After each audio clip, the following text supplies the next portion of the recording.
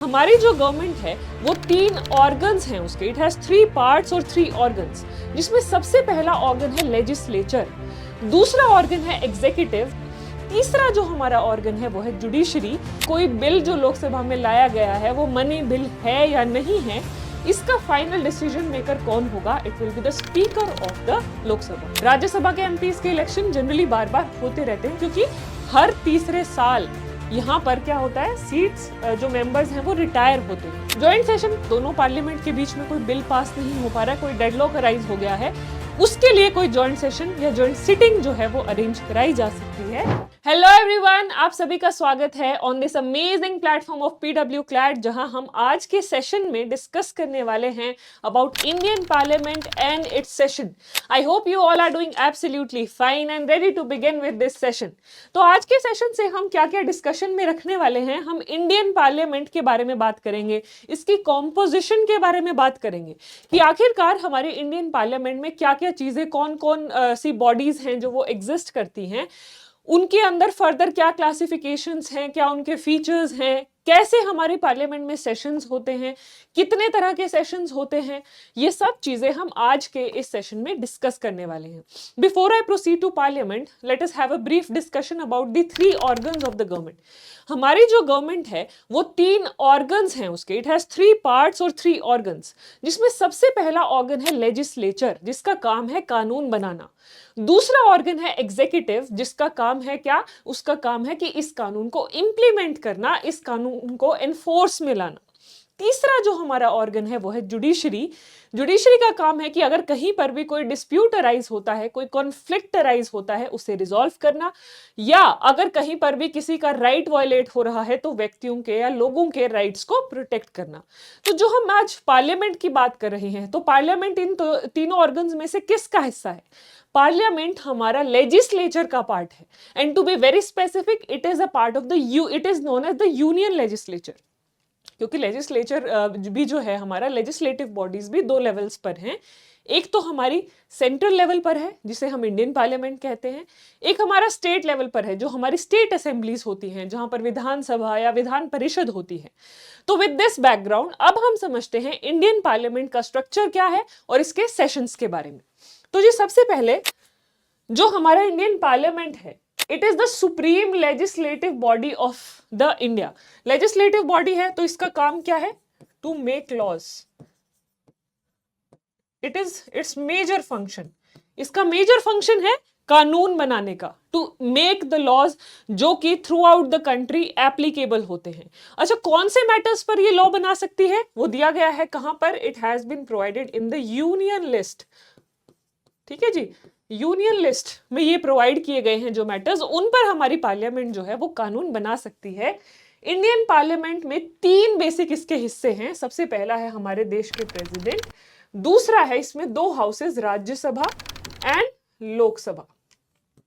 राज्यसभा को हम upper house भी कहते हैं या काउंसिल ऑफ स्टेट्स भी कहते हैं, लोकसभा को हम हाउस ऑफ पीपल भी कहते हैं या इसको लोअर हाउस भी कहते हैं। इन दोनों हाउसेस के फीचर्स क्या हैं, इनके फंक्शंस क्या हैं, वो भी हम आज के सेशन में समझेंगे।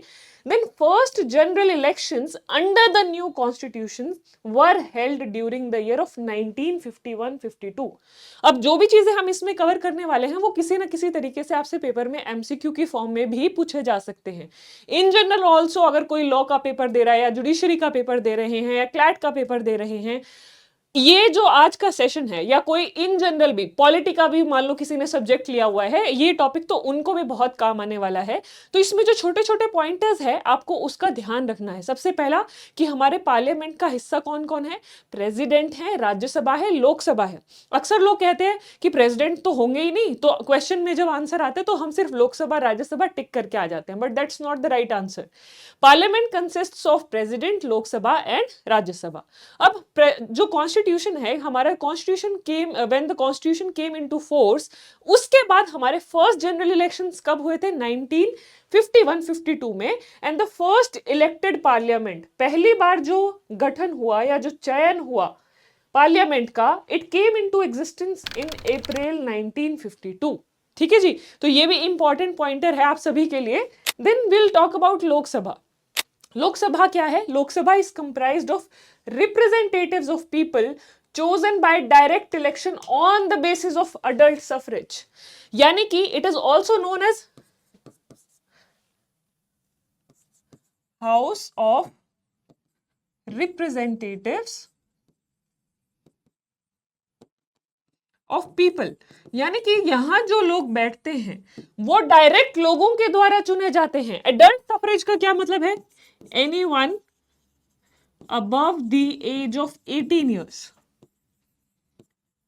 हमारे देश में जिस किसी की भी उम्र 18 साल से ज्यादा है उनको वोटिंग राइट्स दिए गए हैं। पहले ये एज 21 ईयर्स थी, यानी कि वोटिंग एज पहले 21 ईयर्स थी, इसको रिड्यूस करके 18 ईयर्स कर दिया गया था। अब हमारे देश में जो भी कोई व्यक्ति जिसकी उम्र 18 साल या उससे ज्यादा है वो वोट कर सकते हैं। और पार्लियामेंट में वो क्या चुनकर भेजते हैं?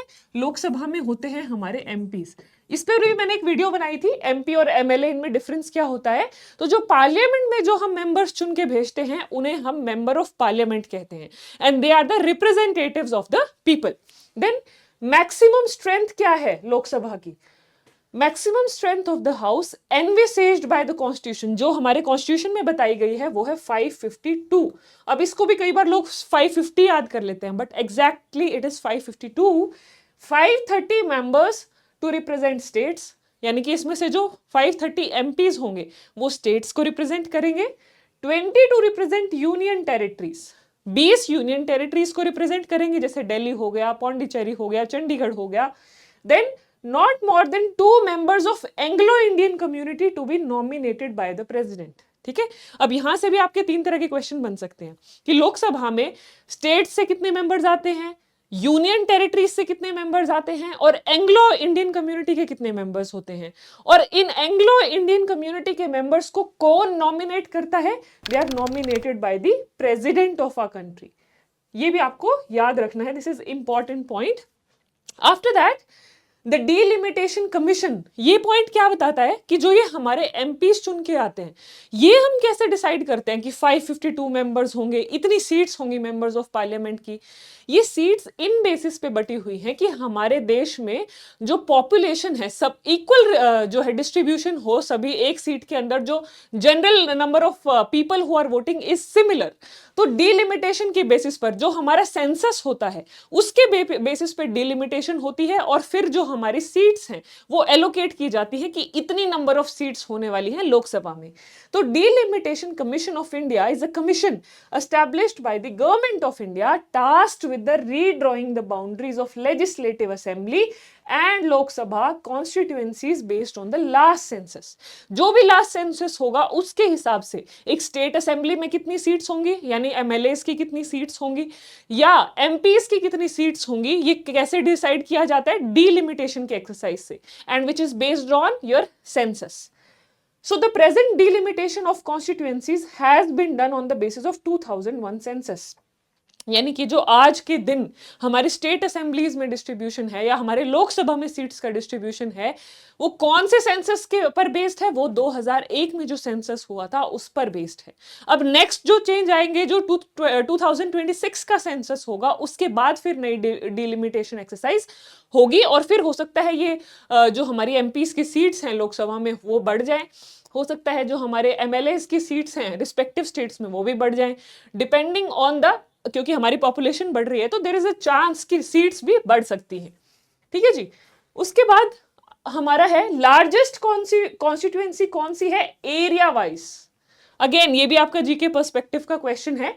लार्जेस्ट कॉन्स्टिट्यूएंसी एरिया वाइज है हमारी लद्दाख, स्मॉलेस्ट कॉन्स्टिट्यूएंसी हमारी एरिया वाइज है चांदनी चौक, और लार्जेस्ट इलेक्टर्स वाइज यानी कि जो लोग वोट डालने जाते हैं, जहां पे सबसे ज्यादा वोट डालने वाले लोग हैं वो है मल्काजिगिरी, एंड जहां स्मॉलेस्ट है यानी कि जहां सबसे कम इलेक्टर्स हैं, सबसे कम वोटर्स हैं, वो कहां पर है? वो है लक्षद्वीप में। ठीक है जी।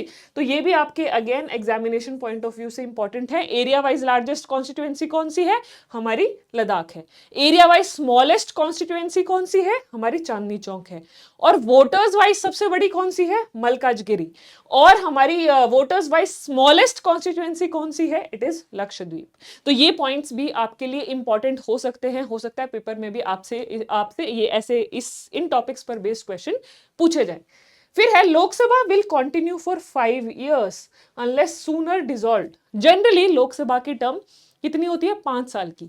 अभी हमारा कौन सा लोकसभा चल रही है? अभी हमारी 18th लोकसभा कॉन्स्टिट्यूट हुई है। अभी जनरल इलेक्शंस के बाद 18th लोकसभा इंस्टीट्यूट हुई है। Then total number of ministers including the prime minister in the central council of ministers shall not exceed 15% of total strength of lok sabha। ये कौन से अमेंडमेंट से ऐड हुआ? 91st amendment of 2003।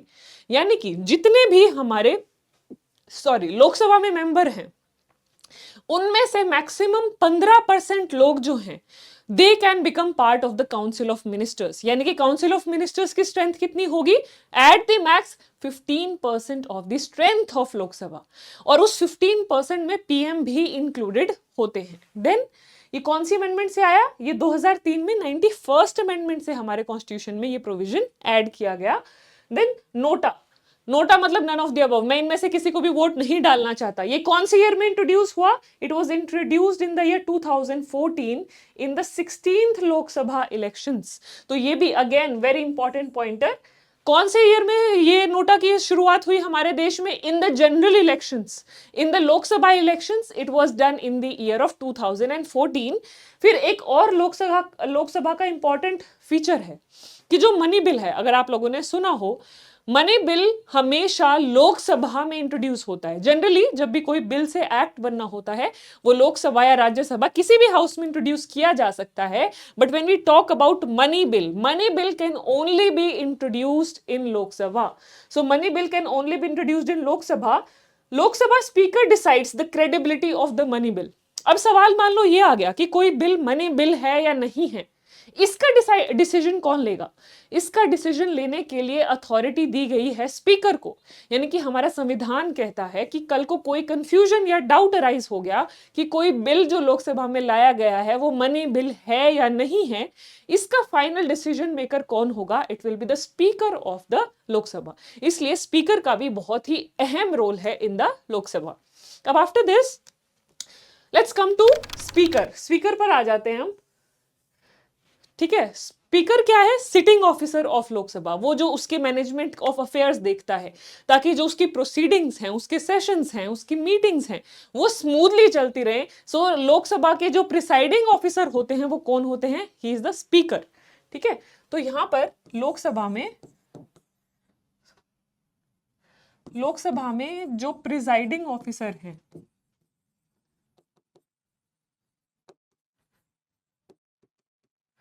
He is speaker, और इनके साथ deputy speaker भी होते हैं।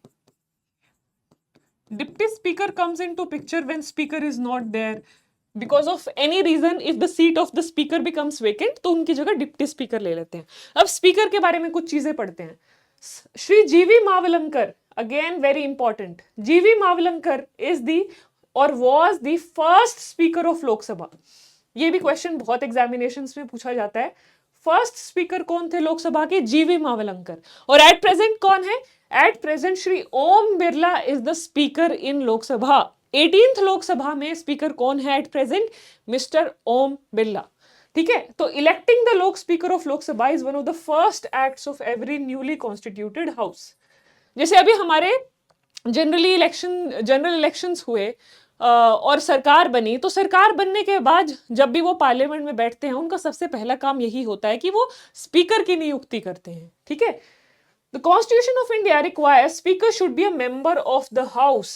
यानी कि कौन स्पीकर बन सकता है? जो भी कोई व्यक्ति मेंबर ऑफ द हाउस है, who is the member of Lok Sabha, he can become the speaker in Lok Sabha.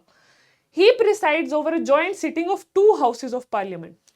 यानी कि जब मान लो कोई एक बिल पास होना है, लोकसभा ने पास कर दिया, राज्यसभा ने पास नहीं किया, या राज्यसभा से पास होकर आ गया बट वो लोकसभा पास नहीं कर रही है, तो डेडलॉक अराइज हो गया एक बिल से related.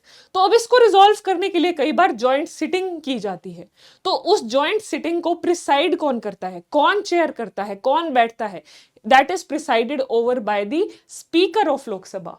So he presides over joint sitting of 2 houses of parliament. ठीक है, ये बहुत इंपॉर्टेंट है। कई बच्चों को क्वेश्चन अराइज होगा फिर चेयरमैन कहाँ जाएगा? नहीं, ये हमारी जो प्रोविजन है ये मैं खुद बना के नहीं कह रही हूँ, ये हमारे कॉन्स्टिट्यूशन में दी गई है ये प्रोविजंस क्लियरली, ताकि कल को कोई भी कंफ्यूजन अराइज ना हो. Now he she decides whether a bill is a money bill or not and decision on this question is final. ये तो मैं आपको ऑलरेडी बता चुकी हूँ. अगर कोई क्वेश्चन अराइज होता है कि कोई बिल मनी बिल है या नहीं है, इसकी final decision making authority lies with the speaker of Lok Sabha. Then it is the speaker who decides the question of disqualification of member of Lok Sabha arising on the ground of defection under provision of 10th schedule. अब ये एक एक word important है slide का. Defection का law कौन से schedule में दिया गया है? 10th शेड्यूल में. और ये कौन से अमेंडमेंट से ऐड हुआ हमारे कॉन्स्टिट्यूशन में? 52nd amendment 1985. ठीक है जी. इस अमेंडमेंट के द्वारा 10th शेड्यूल हमारे कॉन्स्टिट्यूशन में ऐड किया गया, which is basically related to anti defection. Anti defection मतलब आपने जो है इलेक्शन किसी एक पार्टी की तरफ से लड़ा, बट कल को जब सरकार बननी है तो आप दूसरी पार्टी में चले गए, तो आप जिसकी तरफ से आपने इलेक्शन लड़ा उनको तो आपने धोखा दे दिया. इसे हम कहते हैं डिफेक्शन. तो ऐसी एक्टिविटीज को रोकने के लिए या उनकी मेंबरशिप को फिर रद्द कर देना या उनके अगेंस्ट एक्शन लिया जाए, उसके लिए एंटी डिफेक्शन लॉ आया 52nd अमेंडमेंट के बाद in the form of 10th schedule which was added in the constitution. अब यहां पर क्या कह रहा है ये पॉइंट कि कल को अगर ये डिसाइड करना है कि लोकसभा के किसी मेंबर को डिफेक्शन के ग्राउंड पे हटाना है या नहीं हटाना है, या उसने डिफेक्शन किया है या नहीं किया है, वो कौन डिसाइड करेगा? It will be decided by the speaker. ठीक है जी. अब आगे चलते हैं. इसके बाद राज्यसभा पे आ जाते हैं. राज्यसभा को हम अपर हाउस, ये यहां पर मैंने लिखा भी है, Rajya Sabha is the upper house of the parliament. ठीक है. वो रिप्रेजेंटेटिव्स ऑफ पीपल का था, ये रिप्रेजेंटेटिव्स ऑफ स्टेट है. कैसे? यहां पर सबसे पहले हम इसकी स्ट्रेंथ देख लेते हैं. इसकी स्ट्रेंथ है 250 मैक्सिमम, जिसमें से 238 represent states and union territories and 12 are nominated by the president from the field of art, science, literature and social service. अब फर्क क्या है यहां पर? यहां पर नॉमिनेटेड मेंबर्स कितने हैं? 12, और वो एक स्पेसिफिक फील्ड से है. लिटरेचर, साइंस, आर्ट, ठीक है, सोशल सर्विस, सिर्फ इन फील्ड से ही ये 12 लोग नॉमिनेट किए जाएंगे. और इनको भी नॉमिनेट कौन करेगा? They will be nominated by the president of our country. So ये हो गया इसकी सीट्स का bifurcation. Then Rajya Sabha members are elected by the elected members of state legislative assemblies using a method of proportional representation. अब लोकसभा में MP कैसे आते हैं? हम उनको चुनते हैं, लोग वोट करते हैं. जैसे अभी पिछले इलेक्शंस में सभी लोगों ने वोट किया और अपने एमपीज को चुना और वो फिर लोकसभा में एमपीज बन गए. बट यहां पर एमपीज कैसे बनते हैं? राज्यसभा का एमपी कैसे बनते हैं? हम वोट नहीं करते हैं उसके लिए जो हमारे द्वारा चुने गए स्टेट असेंबलीज के वो हैं हमारे रिप्रेजेंटेटिव्स, यानी कि जो एमएलएज हैं. यहां पर एमएलएज वोट करते हैं. ठीक है. किसको एमपी चुना जाएगा? उसके लिए राज्यसभा में एमपी के लिए जो हमारे एमएलएज हैं दे वोट, उनके वोट के बेसिस पे राज्यसभा के जो हैं एमपीज चुने जाते हैं. So Rajya Sabha is a permanent body. जैसे हमने पढ़ा था लोकसभा की टर्म कितनी साल की है? 5 साल की है. उसके बाद इलेक्शंस होते हैं, या कई बार कई केसेस में असेंबली को डिसॉल्व भी किया जा सकता है, यानी कि उसकी टर्म 5 साल से कम भी हो सकती है. वहीं राज्यसभा एक परमानेंट बॉडी है. क्यों इसको परमानेंट बॉडी कहते हैं हम? And it is also called as a continuing chamber, unlike Lok Sabha which usually runs for 5 years. Lok Sabha generally 5 साल तक चलती है. And the fresh elections are taken up. Rajya Sabha has no specific tenure and it keeps on running. इसका कोई specific tenure नहीं है. It is a permanent house. ये question भी आपसे पूछा जा सकता है. Which of the following is the permanent house of parliament? लोक सभा, राज्य सभा, both or none of the above? What will be the right answer? राज्य सभा. Then every second year 1/3 of its member retire. ये लाइन भी बहुत जरूरी है. एक एक शब्द इंपॉर्टेंट है इस स्लाइड का, ये इस पूरी पीपीटी का. जितने भी मेंबर्स हैं उनमें से कितने? Every second year 1/3 of its member retire. 33% retire होते हैं, फिर उनकी जगह नए चुन के आ जाते हैं. ठीक है. इसलिए हम देखते हैं ना एमपी जो लोकसभा में एमपी जाते हैं उनके इलेक्शन जनरली 5 साल में होते हैं. राज्यसभा के एमपीज के इलेक्शन जनरली बार बार होते रहते हैं, क्योंकि हर तीसरे साल यहां पर क्या होता है, सीट्स जो मेंबर्स हैं वो रिटायर होते हैं एवरी सेकेंड ईयर. ठीक है. बट जनरली इनकी टर्म भी 5 साल रहती है. जो यहाँ पर एमपीज हैं इन जनरल उनकी टर्म भी 5 साल रहती है. Now Indian vice president is an ex officio chairman of Rajya Sabha. जैसे हमने पढ़ा था वहां पर लोकसभा में स्पीकर होते हैं प्रिसाइडिंग ऑफिसर, राज्यसभा में प्रिसाइडिंग ऑफिसर कौन होते हैं, उनको हम चेयरमैन कहते हैं। कौन, क्या कहते हैं हम उनको? चेयरमैन। और ये चेयरमैन कौन होते हैं राज्यसभा में? Indian vice president. अब आप लोग मुझे कमेंट सेक्शन में बताइएगा आज के दिन एट प्रेजेंट हमारे राज्यसभा के चेयरमैन कौन हैं? I will be waiting for your comment, I will be waiting for your response in the comment section. Let's see कितने बच्चों को ये पता है। अब हम बात करते हैं सेशंस ऑफ पार्लियामेंट। सेशंस क्या हैं बेसिकली? सेशंस मतलब जहां पर जब जो दोनों मेंबर्स हैं, दोनों हमारे हाउसेज हैं, लोकसभा और राज्यसभा, इनके मेंबर्स को बुलाया जाता है, सम्मन किया जाता है डिस्कशंस के लिए, उन्हें हम सेशंस कहते हैं। So India does not have a fixed parliamentary calendar. हमारे देश में कोई फिक्स पार्लियामेंट्री कैलेंडर नहीं है, इस तारीख से इस तारीख तक ये सेशन होगा या इसके बाद ये मीटिंग होगी, नहीं। Bye convention parliament meets for 3 sessions in year. In general India में कितने सेशंस होते हैं पार्लियामेंट के? 3 सेशंस होते हैं।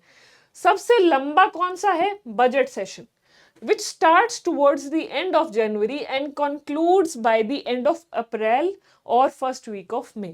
यानी कि जनवरी एंड से शुरू होके अप्रैल एंड तक प्रोबेबली चलता है। और ये लॉन्गेस्ट सेशन है कौन सा? Budget session. ये पहला सेशन हो गया। फिर सेकेंड सेशन इसके बाद आता है 3 वीक, 3 हफ्ते का monsoon session, which usually begins in July and finishes in August. तो ये सिर्फ 3 हफ्ते का है, मतलब less than a month. Then parliamentary year ends with 3 week, ये भी 3 हफ्ते का है। विंटर सेशन जो होता है ये हमारा सर्दियों में, which is held from November to December. तो बेसिकली ये 3 जो है सेशंस होते हैं, budget session, monsoon session and winter session of parliament. Now the summoning of parliament is specified in article 85 of the constitution. जो हमारे संविधान का आर्टिकल 85 है वो कहता है समय समय अनुसार इन दोनों हाउसेस को समन किया जाएगा ताकि जो यहाँ पर एमपीज हैं वो चर्चा कर सके, डिस्कशन कर सके, बिल्स को पास कर सके, नए कानून बना सके। अब इसके बाद next we have summoning. Summoning क्या है? Summoning is the process of calling all members of parliament to meet. यानी कि जब हम उनको बुलाते हैं कि आइए पधारिए पार्लियामेंट में, अब कुछ काम भी कर लेते हैं और कुछ डिस्कशंस कर लेते हैं, कुछ नए कानून बनाते हैं, ठीक है, या कोई भी बर्निंग टॉपिक्स हैं जो हमारे देश के कुछ नेशनल कंसर्न्स हैं, उनसे रिलेटेड डिस्कशंस होती हैं। सो द प्रेसिडेंट समन्स, कौन समन करता है? वेरी इंपॉर्टेंट, प्रेसिडेंट समन करता है।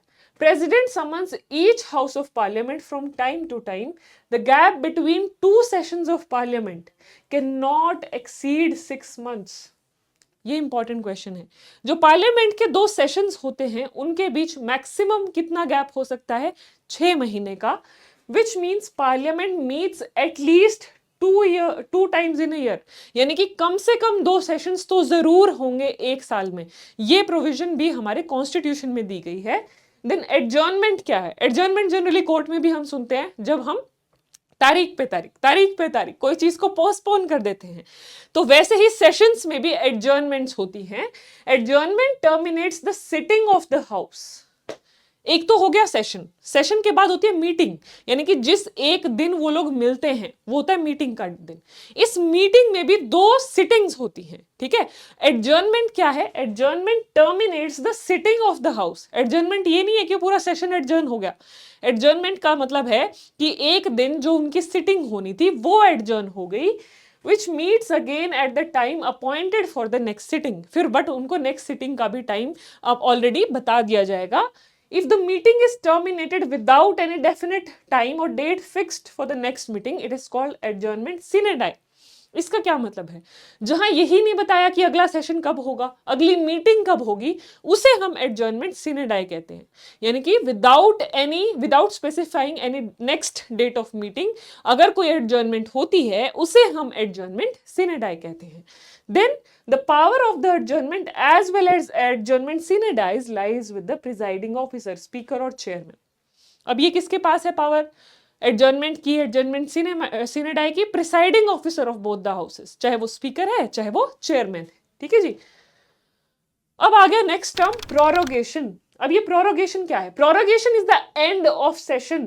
सेशन खत्म हो गया, अब मतलब बजट सेशन खत्म हो गया, या हमारा विंटर सेशन खत्म हो गया, या मॉनसून सेशन खत्म हो गया। Prorogation means coming to an end, but not the dissolution of the house. बस इसका बट इसका मतलब ये नहीं है कि हाउस को डिसॉल्व कर दिया गया, अब इलेक्शंस की जरूरत पड़ेगी, नहीं। क्योंकि हमने पढ़ा था ना 3 सेशंस होंगे, तो एक सेशन खत्म हो गया तो उसके कुछ समय बाद दूसरा होगा, ठीक है।